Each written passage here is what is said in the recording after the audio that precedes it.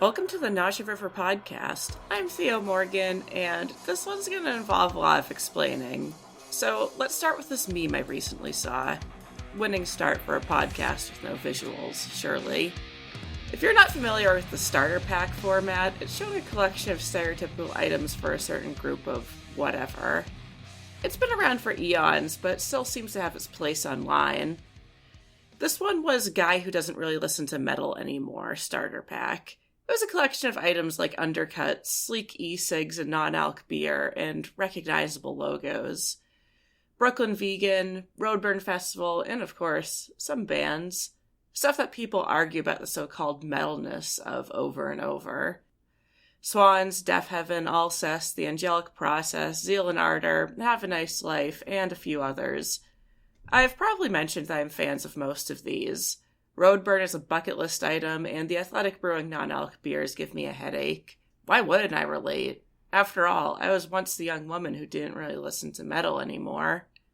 You think I'm pulling your leg on the top metal podcast in Massachusetts, no less? Maybe it is clickbait. It didn't go away completely, but there was a period, say, around college and the start of independent young adulthood, where I drifted away from metal.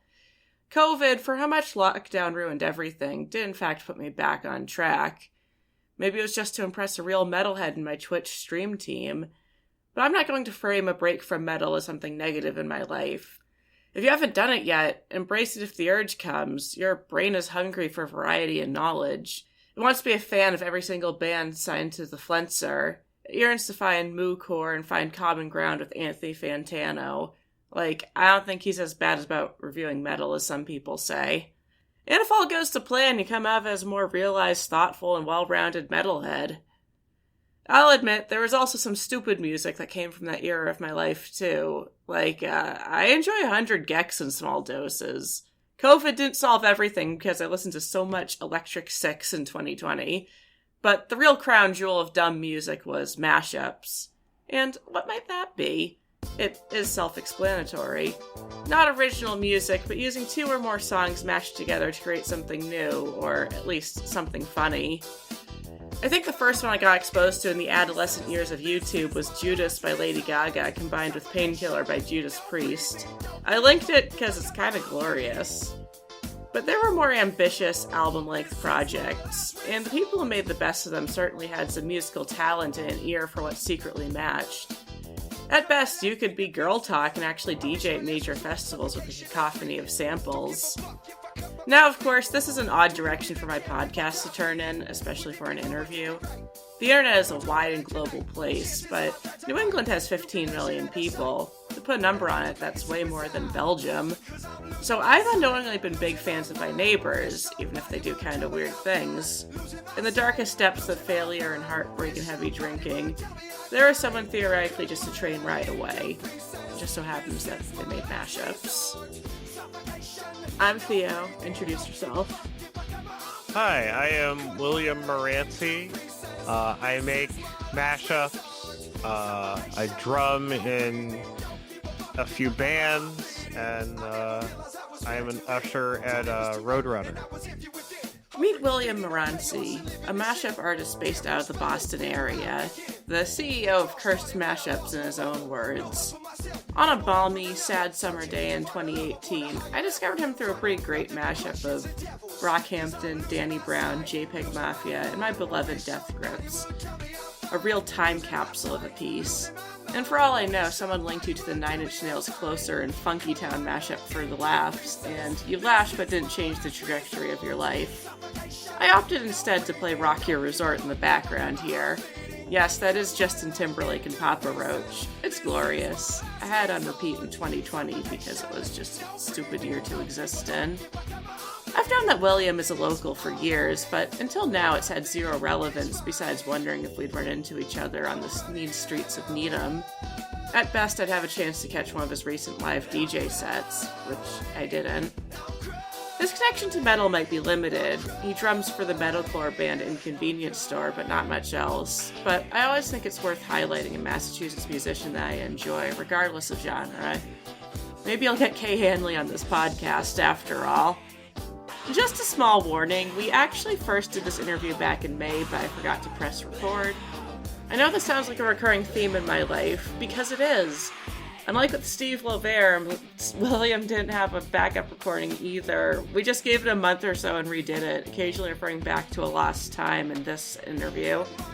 I know it's a little weird, but I'm just thankful that he was willing to meet with me again. Either way, I hope you enjoy.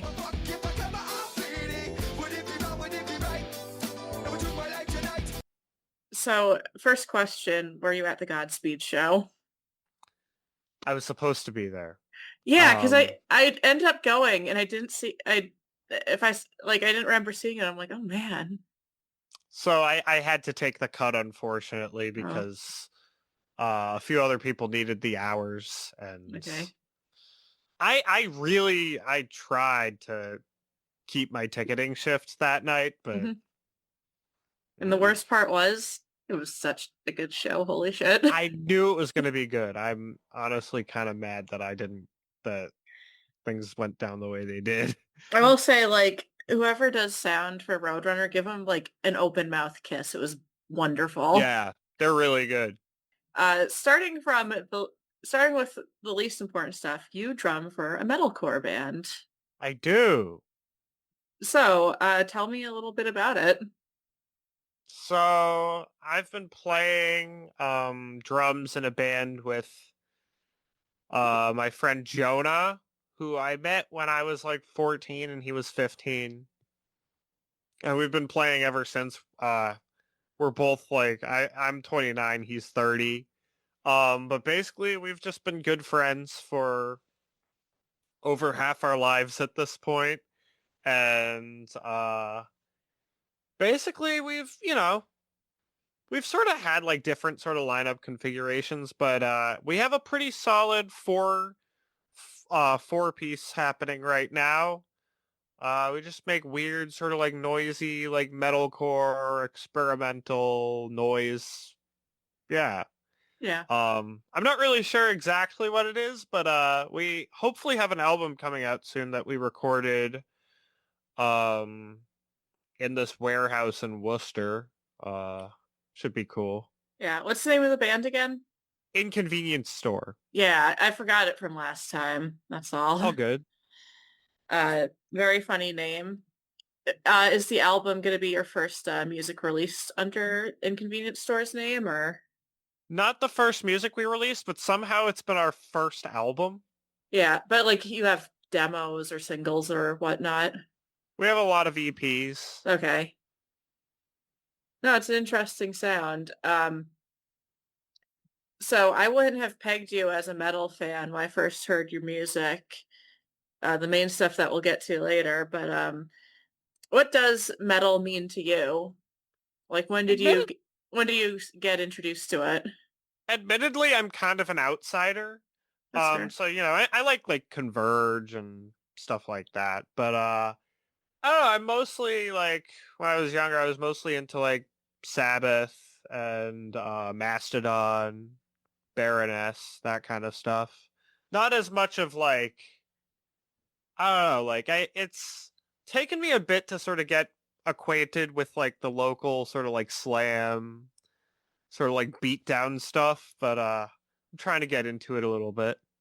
Yeah, at least Converge. They're our hometown heroes. Yeah, totally. Yeah. I will say like answers about Mastodon and Baroness, it's like that's the most zillennial thing I've heard. Yeah, that's fair. Yeah. I mean, add in there are like a few other bands you could add in.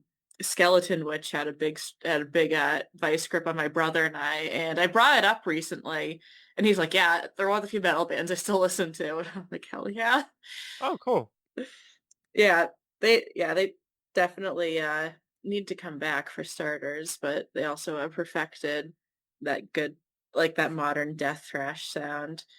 I mean, metal means a lot to me, but I discovered you through the other things I like, which gets us to the main part of your career, the mashups. Yep. Um, so explain to the audience what you do. What do I do? So I essentially create mashups. So of like I basically like meld multiple songs together.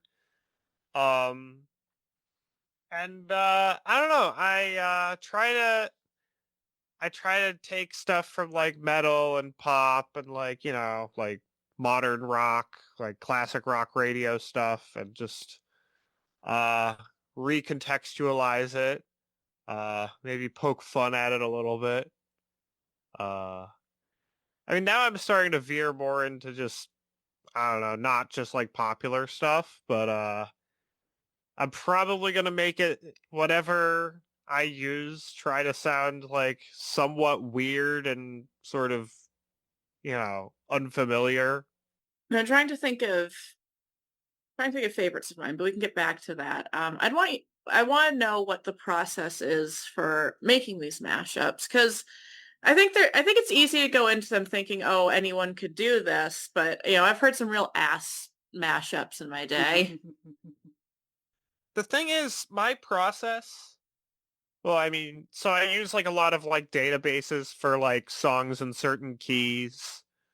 Um, and I also like now I'm like basically just trying to quantize just basically like you can get files that are ripped from like Rock Band or Guitar Hero or something like that um on like certain third party sites and I've just been trying to like get all of the files and make them like the same tempo throughout and I've just been doing that so I can create more mashup, possibilities. I actually, in terms of like what I do in terms of composition, like most of the time I construct everything I do in my head, like before I even like start making it before I even reach the computer, I already have most of it mapped out.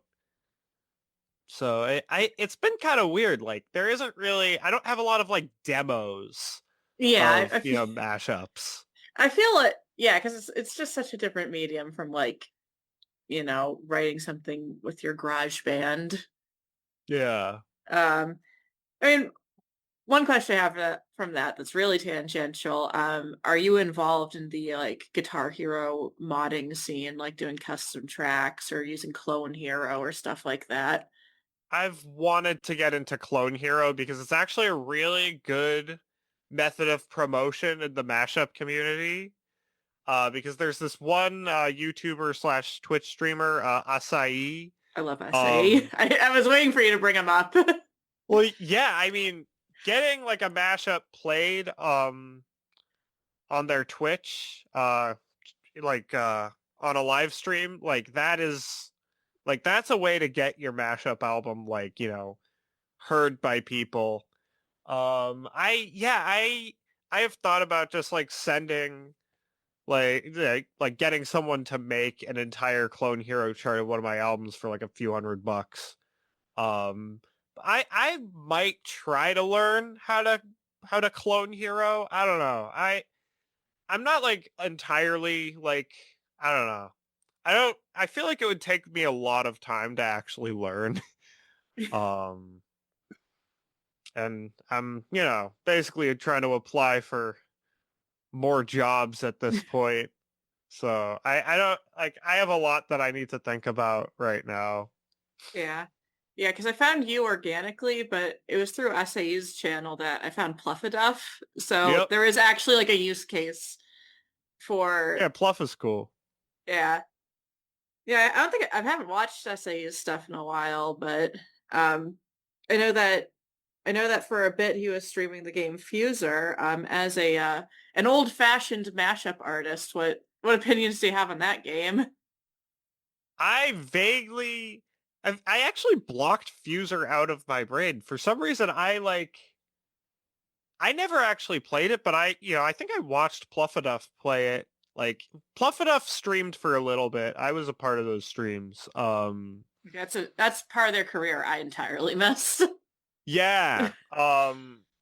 But yeah, I mean Fuser I mean it's basically just like you get like a certain amount of like songs and stems and you just basically make a mashup like the process is completely automated. Hmm. Yeah, Um, it's because it's meant to be fun, and I can imagine that there are difficult parts to what you do. yeah. Yeah, I mean, I don't really remember exactly I don't remember every detail about Fuser. Um, but I remember it causing some controversy initially. I mean, I don't know, like I don't really think anyone to my knowledge has like basically just ripped audio of them playing Fuser and tried to pass it off as a mashup. Yeah, Unless I don't know. Yeah.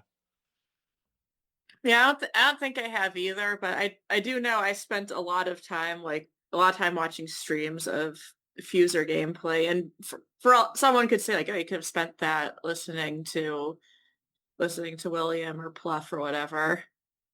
It's just Yeah. like and yes, but also I've sunk a lot of time into that too. Do people still play that game? So it got discontinued, but I think there was a Oh. way to like taken off the Steam store and everything. I think there was a movement to preserve it and like get really into like modding it and getting custom tracks in and all that.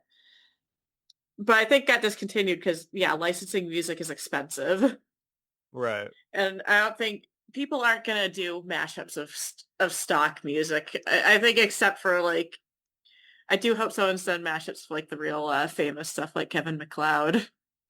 Yeah, I've used some Kevin MacLeod actually, or whatever that I've wanted to just make an album of like mashups of like royalty free music. You can actually sell it for starters. Yeah. Well, you sell your stuff anyways, but you would never Well, run into trouble. I basically just do like pay what you want. I have one album where I charge $1 on Bandcamp, but that's because there's one original song on it that I remember didn't have any samples. Um, but everything else, like, pretty much like is just pay what you want. Yeah. So to you, what makes a good mashup? Oof, that's a tough question. But if it's in, so if if all the songs are like harmonious in terms of like they're the vocals are you know either in the same key as the instrumental or they're sort of pitched up or down to be in the same key as the instrumental. If it's like a melodic vocal track, it's quantized nicely. I mean, it kind of depends on whatever instrumental you're using. Like if you're using something that's less sort of um, less sort of like stiff or like, sort of like just robotic sounding, you could probably get away with less quantizing, but I don't know. It sort of depends on like what kind of styles you're mashing, for like, the rhythmic component. And then, if everything is mixed nicely, if the vocals aren't way too loud or, uh, I mean, my problem with my own mashups is sometimes I will maybe mix things too quiet, on the vocal end, but, sometimes it's intentional. Sometimes. Is there a song you think is overused in mashups? Ah, that's a good question because my initial like thought is, oh, All Star, but like I feel like All Star is not as sort of used anymore. Like I don't hear it in as many mashups now, but that would be, At one point, everyone watching You'll yeah, See Sariga. yeah. Hmm. That's a good question. Yeah, because I'd there's say, stuff that's used a lot, but I wouldn't say I'm tired of hearing it. Like, I've seen footage. I love Death Grips. You can't make me hate yeah, a Death Grips mashup. yeah. I mean that one I've definitely like. there's a lot of mashups of that one, which is interesting because, I mean, you're used to hearing like the instrumental mashed up with Yeah. stuff, right? I haven't heard a ton of mashups where it's the vocals from that song because I don't think the acapellas for the Money Store have ever like been officially released. Like Death Grips has released like acapellas for like several albums, and they released like stems from ex-military, Hmm. but like Money Store, they just released instrumentals and that's it. Interesting. Yeah, and I bring up I've seen footage because that's like the most to me it's the most accessible Death Grip song in the sense that I've played it in a bar and people were digging it. Yeah, Yeah. And like it has a catchy melody. It has a very conventional vocal rhythm. right. Um, all the good stuff. I know that like when we first did this interview, I brought up Bleed by Meshuggah. I'm not saying I'm tired of it, but there was a time where people are like this complicated, like mathy gent song actually has like the most basic rhythm ever and the most Yeah. agreeable BPM. So it Yeah, actually it's just it goes with 4/4 everything. and like close to 120. Yeah, I mean, Yeah. it's begging to be mashed up with any top 40 stuff out. Yeah. It took me a while to realize it's also a very repetitive song. Yeah. It's a good I mean, if you're gonna repeat something, make it the bleed riff, but so I guess since you're attuned to memes, do you think All Star has since we mentioned that has it worn out its welcome as a meme? Because like I feel like music gets it becomes mimetic differently now. Like I discovered you pre TikTok, and Yeah. musically was not the smash hit we thought it would be. Yeah. Um, but like so many sounds will go viral just for a little bit. Um, I don't know if that has any impact on what you do, but does it make you think differently about stuff that will grab people's attention or like what even just like what sounds kind of tickle your ears and make you think, oh, that could work.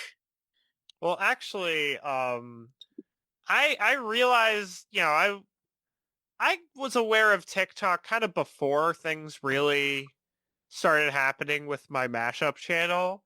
But like, I don't know, I didn't really have like a mashup TikTok account at first. And then like by like 2020, I was realizing, hey, wait, people are just re-uploading my mashups and not giving me credit, and they're doing pretty well. That's actually really funny. Yeah. And I've started using TikTok to promote my mashups. I'm trying to like get a little bit better about promoting on other platforms because I just basically was like YouTube, YouTube, YouTube, and it just, like I'm basically just big on YouTube and that's sort of it.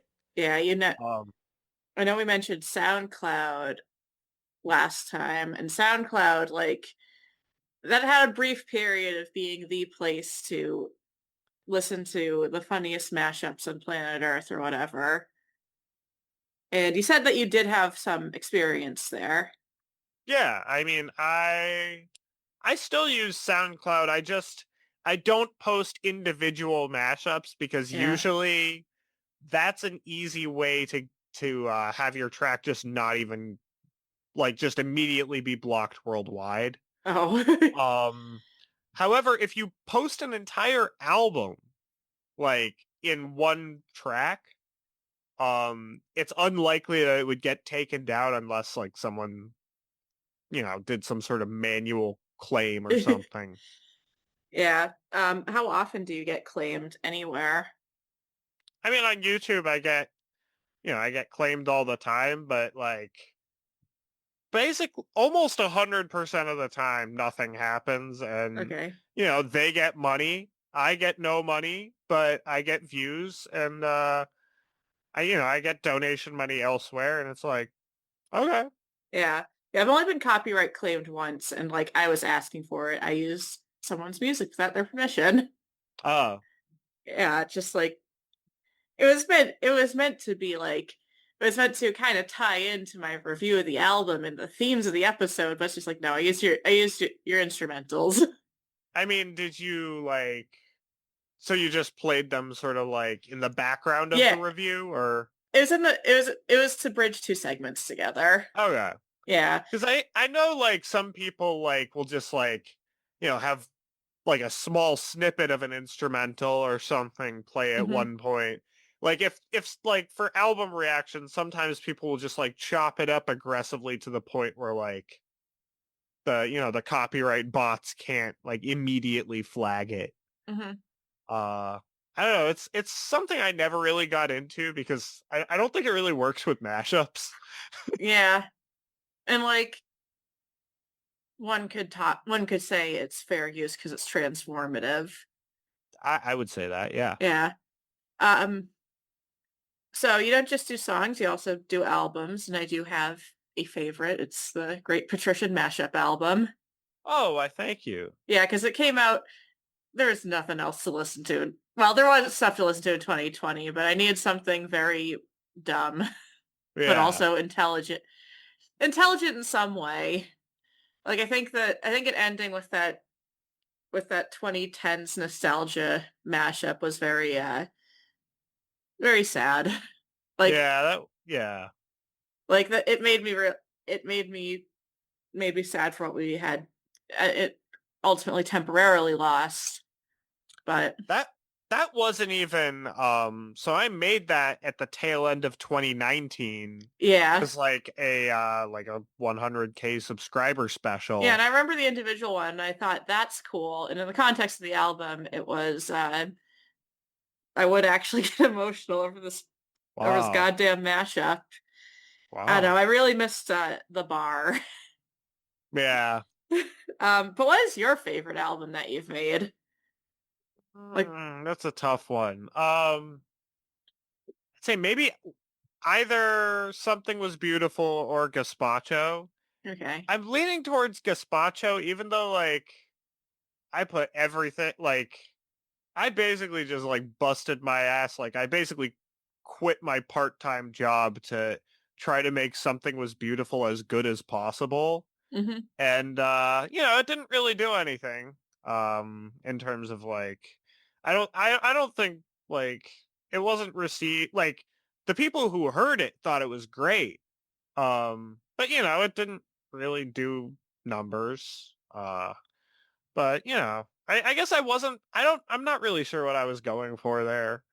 But you know, it's probably like I tried to make something sort of emotional and like, sort of like not memey really, but Hmm. still sort of goofy at times. Gazpacho, I think like I basically just made a music video for every song and I had done that once before. But I just decided to do that and I had a lot of fun making it and it's probably the first album that I made recently that didn't basically make me want to just like, go completely insane by the end of making it. Yeah, so what's the hardest part about making an album? Like what drives you insane? Um it's entirely the mixing and mastering, which Okay. I like barely know how to do. Like as far as like mastering goes, I don't really know what I'm doing. I just sort of I mean, I'll just try to listen to my album in one sitting like on different pairs of headphones. And I actually only had one pair of functional headphones at one point. So some of my albums, like I put them on like AirPods or something. I'm like, this sounds awful.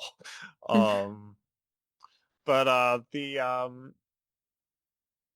uh like I don't know. I will like I will think about that more than anything else. That like takes me the longest to like listen to an album. And if I don't notice anything, if I just sort of sit back and I'm like not like jumping out of my seat, like, oh my God, that's too loud, or wait, I can't hear that at all. Like, if I'm not doing that, I'm like, okay, it's good to go. But that takes a long time. Okay. a little more care put into it than your average bedroom black metal band, but maybe not a professional job. Right. Yeah. On the more fun side, you've done a couple live shows. You did, yeah, a debut at Deep Cuts, and you were part of the Weed Violence Fest. Yeah, that was interesting. Um, yeah, so how was the live experience? Deep Cuts was great.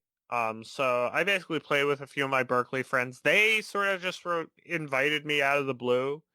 I actually hadn't seen them since Berkeley, so it was really cool to um play a show with all of them.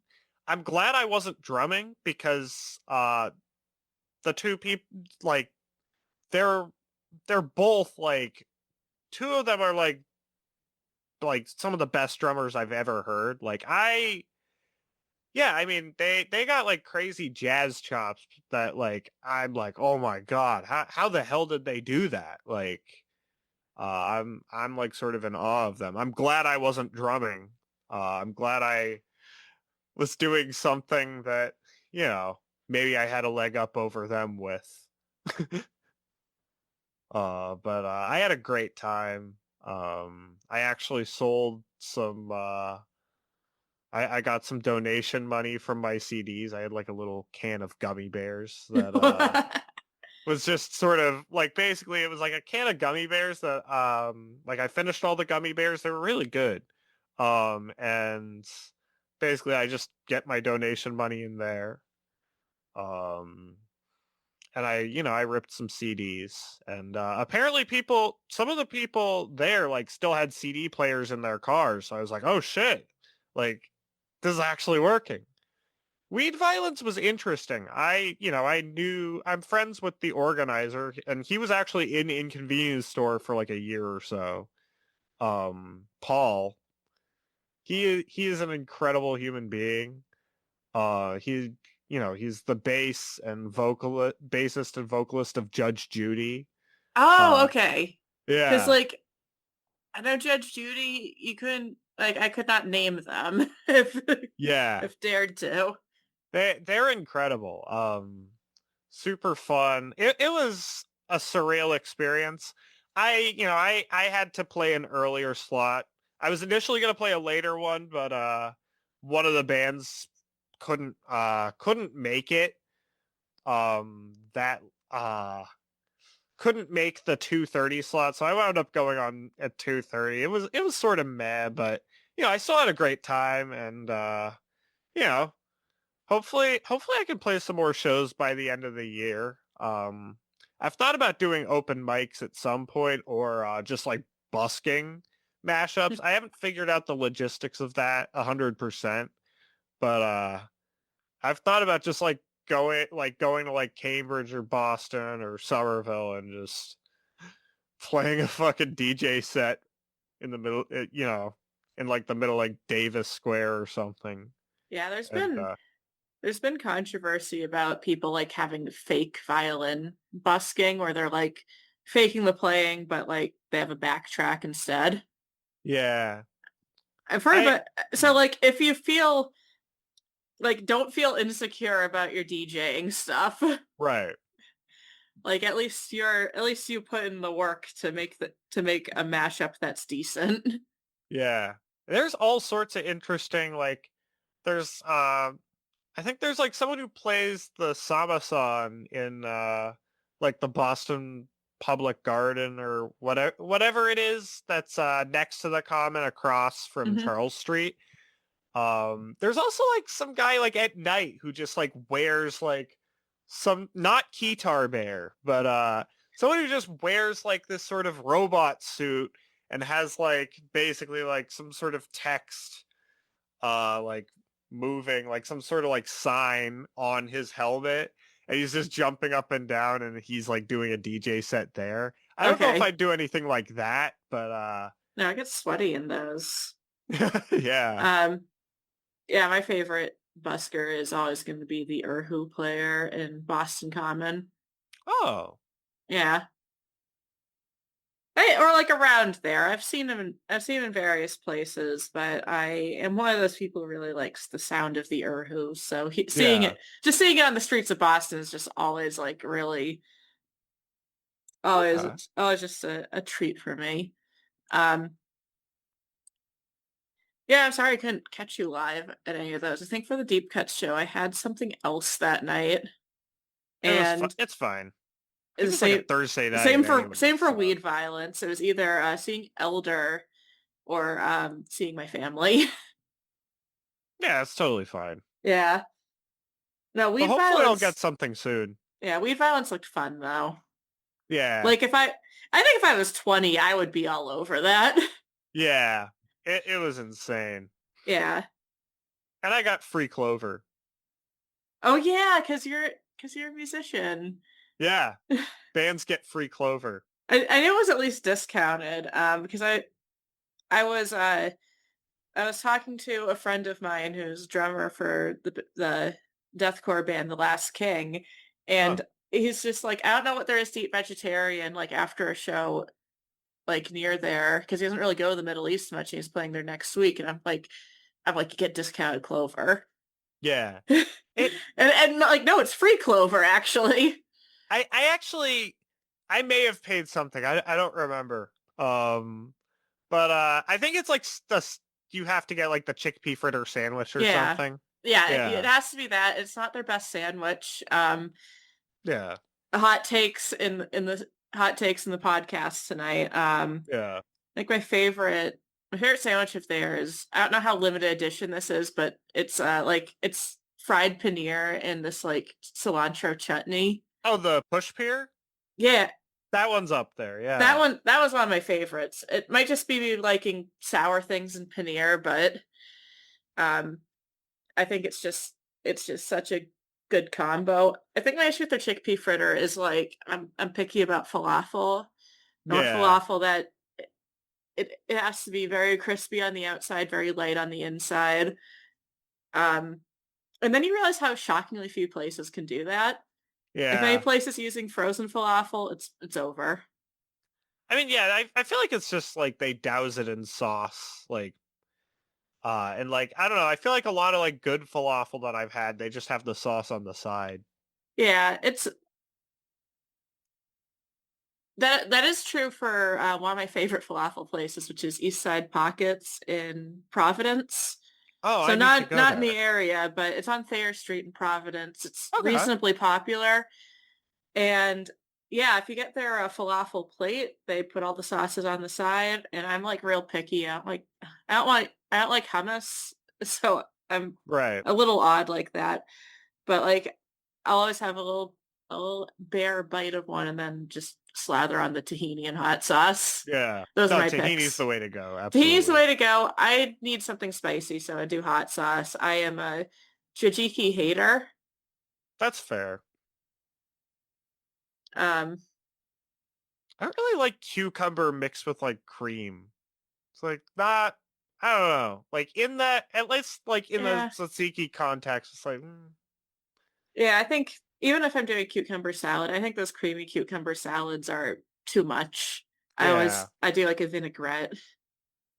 yeah. Follow follow for more recipes. Um, yeah. So a little deeper. Do you think there is any artistic merit to mashups, or I is it sure hope just so. yeah, or because I know I asked this last time, and my answer was I think so because it makes me rethink the original music as well. It makes me think like what it makes me think like what it can recontextualize a message that's in the song. Or it Yeah. can or it can make you think a little deeper about how something's written. Like yeah, it was that mashup of a photograph and I wasn't made for these times. It's one of my favorite ones from you. Thank you. It made me kind of appreciate it made me kind of appreciate Photograph. Like maybe if they had it, if Nickelback did have Chad Kroger, but somehow still kept their Nickelbackness, and some better Yeah. lyrics. Like maybe there could have been something to that song. I mean, I think that was part of I was working on like this Imagine Dragons Nickelback mashup mixtape slash experience. And it did make me realize that like I don't know, like some of it's like I don't know, like I think Imagine Dragons, like I mean I think if you're not counting like something like Thunder, like that their best lyrical moments are like, you know, like actually kind of work together with like Nickelback's instrumental stuff. And like I don't know, sometimes like, Nickelback's sort of more like dumb sort of party uh I don't know, vibe, like can make some of like Imagine Dragons like more sort of like I don't know. I feel like they kind of feed off each other a little bit. Like and like sometimes like, the most obnoxious tendencies of both of them can like sort of come together and actually like sound like kind of cool. Yeah. I also re-examined Nickelback. First, I just have to ask, are you familiar with Devin Townsend? Slightly, but I know that Chad Kruger is like on one of his albums. Yeah, so Devin tried to work extensively with Chad and came out of it like oddly respecting his grind in a way. Like that Chad Kruger like is this actually like ruthless like it wasn't all good stuff. It's like he's kind of this soulless, ruthless capitalist who's like, what's trendy? What's gonna sell the best? Like, how can I tailor the song to like really, really hit with audiences? And like, it is. I think it was just something he had really seen a ton of like face to face in the studio, and he had to respect it Yeah. because like it or not, Nickelback has been very successful with that in the past, throughout the whole Bush administration, at least. It is kind of interesting that like the minute Obama got into office, like they stopped having big hits. Yeah. Um, but uh, I is Devin Townsend? He's Canadian, He is right? Canadian. That is crazy that he got respect for Nickelback because, like, I think like Canadian music is like in Canada is like that much more unavoidable because like the radio has to play like a certain Hmm. amount of Canadian artists. Yeah, I think it was more like getting to know the guy. Like obviously Okay. he had heard Nickelback. Well, yeah. Yeah. Yeah, the Canadian I know it I know that rule also extends to like TV and stuff, and that's why Canadian voice actors are like a shockingly big industry. Yeah. Yeah, mad respect. I watched a lot of cartoons growing up, so mad respect. Yeah, like I mean I watched a ton of like Caillou when I was a kid.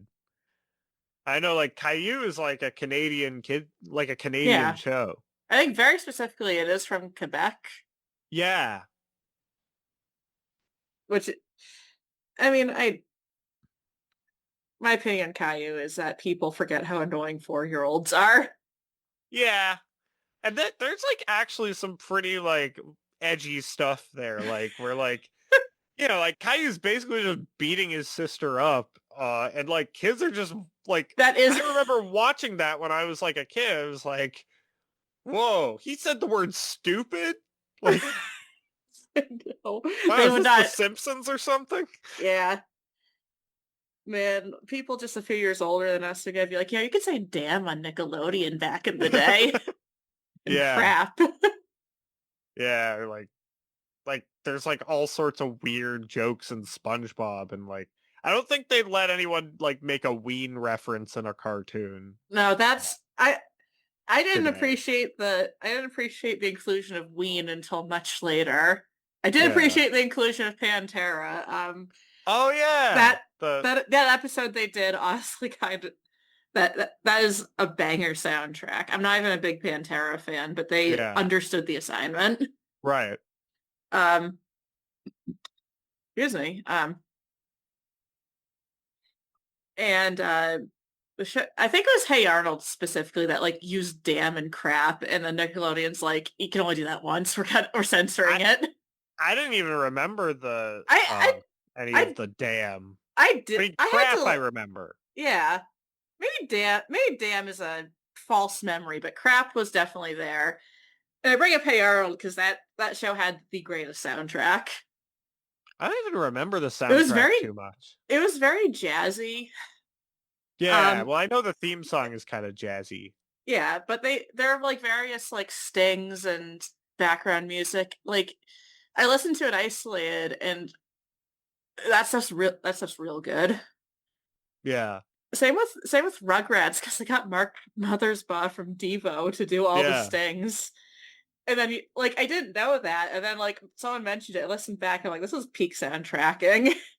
Forget. Did he also do like The Sims or Sims something 2 like that? specifically. Yeah, Trying to remember who did the later Sims games because it was definitely not Mark Mothersbaugh.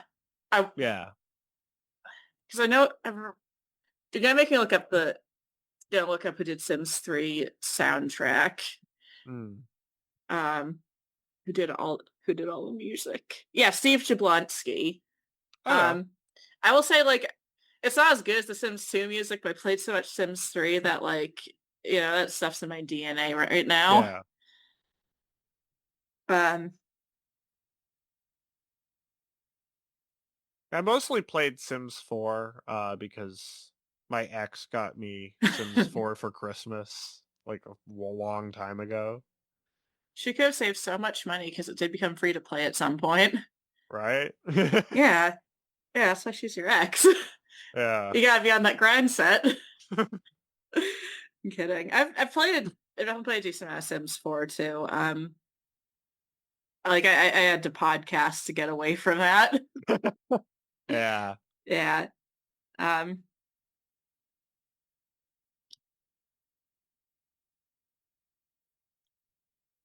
I think my last point before like going into like future goals and ending the episode, I just wrote down as opinions on moo culture, but I think it's more like the kind of the culture around like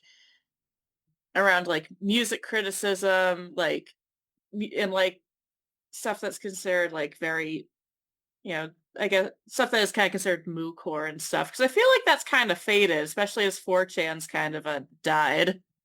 Yeah, because everyone has come out from behind their computer screen or just like, you know, willing to basically say stuff with like their face attached to it. Like, Yeah. um I mean, I used Mew a little bit. Like, I was like a huge 4chan guy, but like, I did use Mew, and I did try to promote some of my music on Mew, and it didn't go over too well.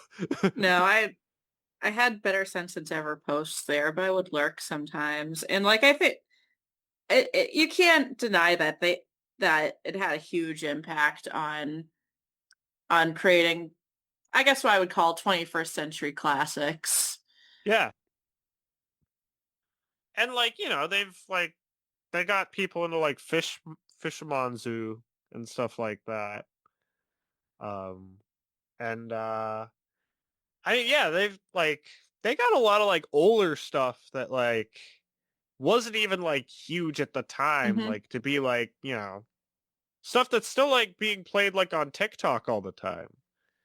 Yeah, TikTok made it a different landscape, at least to some extent. I don't see Yeah. as many people mad at Anthony Fantano anymore because like I mean, yeah. he's given negative reviews to albums I love, and you know what I did? I shrugged. Like Yeah, it's I mean, I think people online like at certain points will be like, "Man, this Fantano guy sucks." But like in real life they'll be like, he's fine." yeah, very 2016 take. Yeah. Like, although I will say, like, I got into him only after that controversy with Fader about his "That's the Plan" account. Oh, I remember that like vividly because I had a ticket to see him at an event, and he like had to cancel his entire tour because of that article. It was pretty rough. Very interesting time. Hmm. Yeah, because I'm trying to think like if his channel seemed to change a lot. Like I don't know if he's like because I would look back at at like older reviews, but it's just like I think I'm glad he recovered from that whole Fader incident. They deleted the article I eventually. know. um yeah, I forgot that he had live stuff and like actual deals that were on the line. Yeah. Like if you were to say like who was a victim of cancel culture like for a bit I mean, the over thing some pretty is, milk yeah, toast stuff. yeah, a lot of it was fairly stupid. Yeah, very Uh, misunderstood humor that I would think wouldn't be that easy to misunderstand. yeah, I mean, a lot of it was also like just sort of like seemed like it was like, not really an endorsement of, the people it was making fun of. I mean, I think maybe there was like slight overlap, but like, I don't, at the very least, I think he's like a lot more like, socially conscious now. Hmm. I think he's genuinely trying to do his homework and everything. Yeah. And Um, also he's given a little more of a chance to metal albums. I do appreciate that he eventually said, this is a bit out of my depth and just has yeah. Ebony from Metal and Coffee do most of them. Yeah. I know like he also like just like grinds so hard to the point where I'm shocked he's still going, but like Hmm. yeah, I mean he's basically just been doing this for like 15 plus years. Like I remember like there were a bunch of other reviewers on YouTube at the time, or like a handful, and they just weren't doing stuff every day. And Hmm. he was, and that's why he's still around. Yeah, and he has broadcasting experience, which I I can sometimes see the lack of it in other video creators. No Hmm. offense to them. It's just, it's not everyone gets the opportunity to be on college radio. There's only so many slots in the day. College radio is like where like, Twitch streamers and YouTubers are born. Hmm. I mean, I did college radio. Like I don't do a lot of like like content where it's just like me talking and, Hmm. like I stream on Twitch, but it's fairly impromptu and just sort of like exactly like how I am now, but just like reacting to mashups and stuff. But like college radio got me to like be a lot more confident in myself and the Hmm. way I speak. Did you discover Um, any good music through your college radio? my college radio, not my college radio specifically, more just like the people, some of the other DJs there, like, Okay. um, Yeah, because I think I wasted a lot of my college radio listening. I was never on it, but I would listen to my university's radio station. And like it was less I'm gonna discover new music and more like, oh my God, you're playing Earth at 9:30 in the morning on a Saturday. yeah, Like that's so bold and I'm so cool for recognizing it. yeah, Yeah, it's the stuff that makes me smug. Maybe I should have actually tried to broadcast. yeah. But no, my experience is all from Twitch mostly. I jumped in just because a lot of my friends were, and I can't say I was the best streamer and I had no success. Um, podcasting been more has been a better place to practice. I've I think thought about podcasting eventually. I think you have a good mic and voice for it. Oh, thank you. Yeah. No, I'm always very nice to people here, but I think a lot of it is having confidence, but also like, can you make your audio sound okay? Yeah. Yeah. And like maybe not me. I still record like through Audacity on a Blue Yeti mic, but um I Yeah. see tips like, oh, just like if you have a phone, you can podcast, and it's true, but you have to like consider where you're gonna sit down and record. Cameras have gotten pretty good though. Like, They have. It's yeah, like sometimes for like the, if I'm like ever recording drums or something, like I'll just have a phone like in the middle of the Mhm. basement, just picking up my drums. Yeah, the innovations in phones are indeed crazy. I do not use them. I use an old-fashioned webcam. Cool. Yeah. Um, Although like I've used the inbuilt mic on it before, and it's not the worst thing on earth. Like you're legible, and like if you're just gaming or trying to do video chat with your long distance boyfriend or whatever, like that's great. Right. Yeah. Cool. So what are your future plans, especially since you definitely have a very fast output of stuff, at least in bursts. Yeah, I mean, I'd say like on YouTube, I'm just gonna like try to do like one or two uploads a month. Um, like on Instagram, like I'm mostly just posting like snippets of old stuff, but like trying to do it consistently. So, uh, I don't know. I mean, I like when I was at my peak in popularity on YouTube, I was posting stuff almost every day.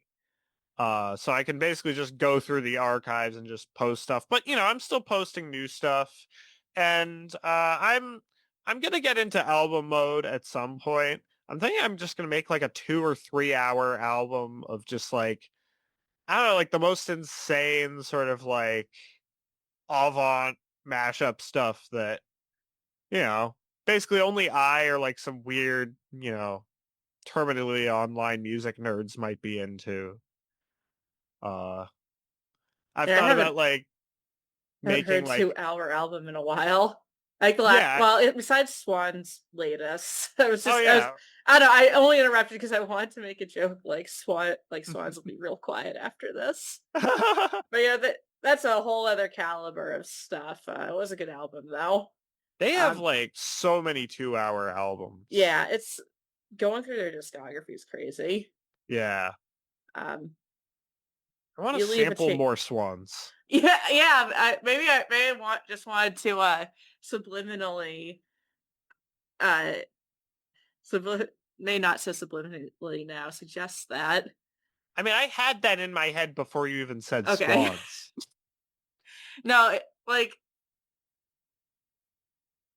yeah, because you listen to Swans, you become a changed person. Not usually a better one. Yeah. No, the 2 or 3 hour album, like I I will I will listen to it. Yeah, I I'll mean, it probably donate won't. you my Oh, $6.66 on Bandcamp because they'll give you the little horns emoji when I you didn't do that. realize that. Yeah. Yeah, I'm gonna drop it like probably 2028. I need time. Yeah. We'll all be decrepit or dead in the sand wars. But uh, cool. hmm. Anything else in the pipeline? I mean, I'm working on a solo album under the name Nick Hotel. Gonna try and brush up my guitar a little bit and hopefully put something out at the beginning of next year. Inconvenience Store, we got a show or two lined up. And I am we're gonna drop an album pretty soon. Like the mixing and mastering is all finished. We're gonna try and shop it around to some labels. Ooh, Hopefully it gets put out pretty soon. nice. And final question. Did you ever go to the Nick Hotel or did you just see all the ads for it? Um, I think I just saw all the ads for it. I Same. did go to the American Dream Mall in New Jersey recently, and they have like an indoor Nickelodeon theme park. Oh. Yeah, it's like the second largest mall in the country, and I was at this festival called Helfira, hmm in like I think like Rutherford, East Rutherford. Okay. one of those. But basically, I was there, and like right near our motel, second largest mall in America, and yeah, it had like an indoor Nickelodeon park, I'm had an looking it indoor up right now. DreamWorks park with a statue of Shrek on like a surfboard or something. They had Jollibee, which was incredible. Yeah, it was a great time. I guess Nickelodeon Universe, which is the amusement park, it also has a Mall of America location, so it's got the two biggest malls on in its vice grip. I'm super into malls now. I want to go to the Mall of America too. Yeah, I've never been. Like, I used to go to Minneapolis like once a year because I had friends there. Um, but we don't. I think because they lived there, they're like, we're not doing Mall of America. Yeah. Like the answer was like, we're in our 20s and 30s. We do anything but the Mall of America. Right. Um,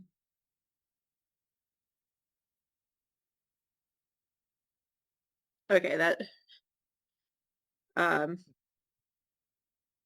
I guess related to that question, did you ever go to Water Country or did you just see the ads? I just saw the ads. The Same.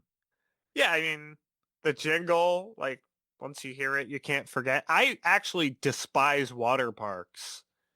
Mhm. Just because I feel like I'm gonna get like some sort of brain-eating amoeba from going in those things. I mean, I swam in a really dirty lake for 4th of July, so I don't know. I think I'm just cooked in general. Yeah.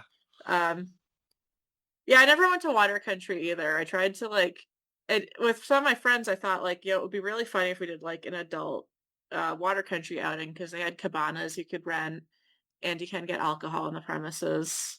Oh, I no think. way. I think you can. Water Get Country drunk at out. Water Country. Yeah, you can get. They have craft beer.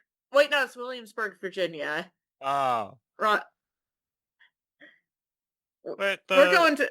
This is a New England podcast about New England. We need to discover the park dining. Yeah, I feel like Massachusetts, it's probably, I mean, unless I forget if it's in New Hampshire or Massachusetts. It's New Hampshire. Oh, so they might be a little more relaxed about that. Yeah.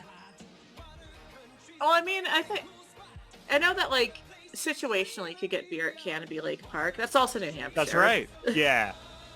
They could have Oktoberfest there. That's right. But I don't know Yeah. if you get beer year round. I don't know if it's year round or an Oktoberfest thing.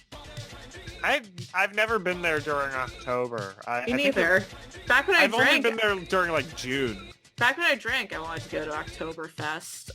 Best time to get Canopy though is September because no one's going there. So you can ride really? Yankee. At least when we did it, we did like this was back in 2011. Yeah. We're like my brother and his friend and I were like we're doing a Canopy trip, like September 15th or whatever. Okay. Whatever the weekend was, and it was so much fun because no one was there. We could ride, like there were no lines to anything, not even like Yankee Cannonball or whatever the other more popular rides are. So we would just ride the roller coaster twice in a row, and then realize like you shouldn't do that. My brother's a big fan of Boston Tea Party, the big splash ride. Yeah, I've been on that. Yeah, and I'm not a big fan of water rides. It's just probably why the Water Country trip never panned out. I like water rides. I don't really like water slides or like, pools or anything. I'm actually more okay with like lakes and bodies of bodies of water that aren't like full of like smelly children. Okay, you can't drink at Water Country. They say they don't sell it. No alcoholic beverages of any kind may be brought into the park, and the park is smoke-free at all times. Yeah. I mean, I don't drink either, but that is a little sad. Seems like a principle. Good place. Yeah. It's the principle of being drunk around your kids. Yep. Once again, thank you, William Maranci, for coming on the show.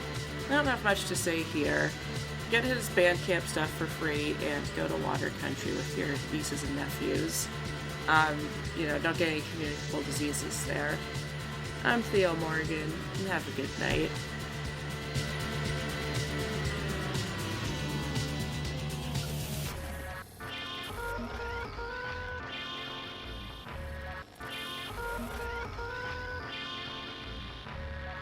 Anyways, thank you for coming on the show. Oh, no problem. Thanks for having me. Yeah, any final words for the audience? Make mashups if you'd like. Where do you suggest someone start with that?